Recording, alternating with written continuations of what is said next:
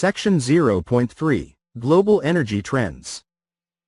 Part 3 of the Handbook is devoted to the discussion of some global energy trends or transversal issues, which will play a key role in the shaping of the energy landscape in the coming decades. Chapter 25 attempts at disentangling the multiple contrasting interactions between economic conditions and energy transitions. It goes without saying that the net effect, resulting from the balance of such multiple contrasting interactions, is extremely difficult or even impossible to predict.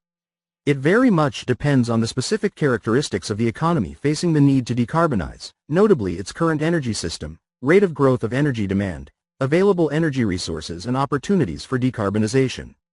All of these parameters are extremely variable country by country. It also greatly depends on the specific transition path pursued and especially the intended speed of the transformation.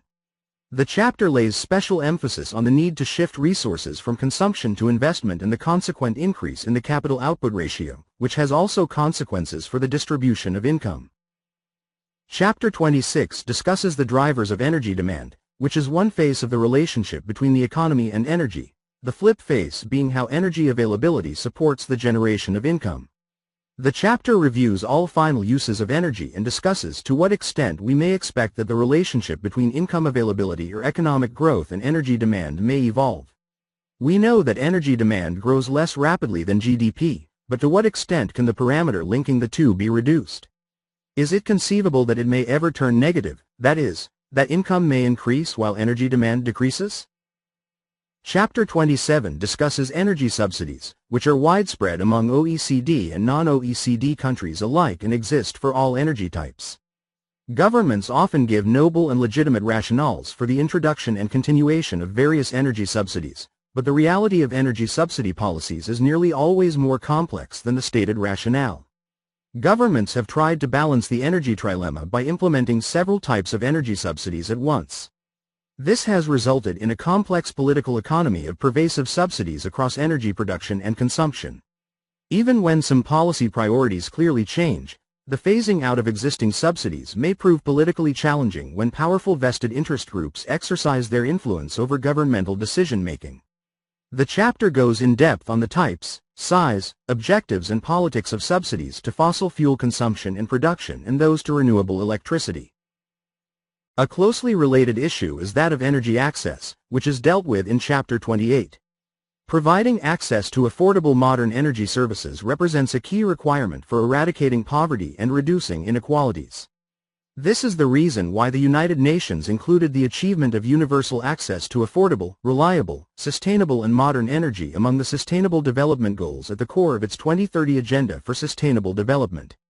Several hundreds of million people, especially in sub-Saharan Africa, still lack access to modern energy for cooking, worldwide 2.9 billion people, or electricity, 840 million.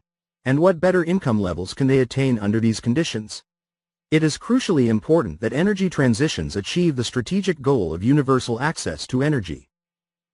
The remaining two chapters in Part 3 deal with technological advancement. Chapter 29 explores emerging technologies that may have a disruptive impact on the energy landscape. Disruption denotes an action that completely overhauls the traditional way an industry is working, for instance, by introducing a new technology or new standards. The shorter the transition, the more disruptive the event is considered. History shows that sudden disruptions are very rare in the energy industry, due to the relatively slow diffusion process of new technologies. Nevertheless, the chapter argues that some disruption is possible, especially in connection with electrification of passenger cars and increasing penetration of electricity in final uses. Digitalization, Chapter 30, is another possible source of disruption. Previous energy transformations have largely been driven by the exploitation of a new energy source. In contrast, besides delivering cost reductions in the supply of both conventional and renewable energy, digitalization is transformational because it brings the demand side into play, facilitating the move to a more integrated, highly flexible and customer-centric energy system which will ultimately unlock deep decarbonization of our societies. This transformation comes with risks. Increased danger of cybersecurity attacks, threats to privacy especially in non-democratic political systems, increased use of energy and disruption of existing business relationships.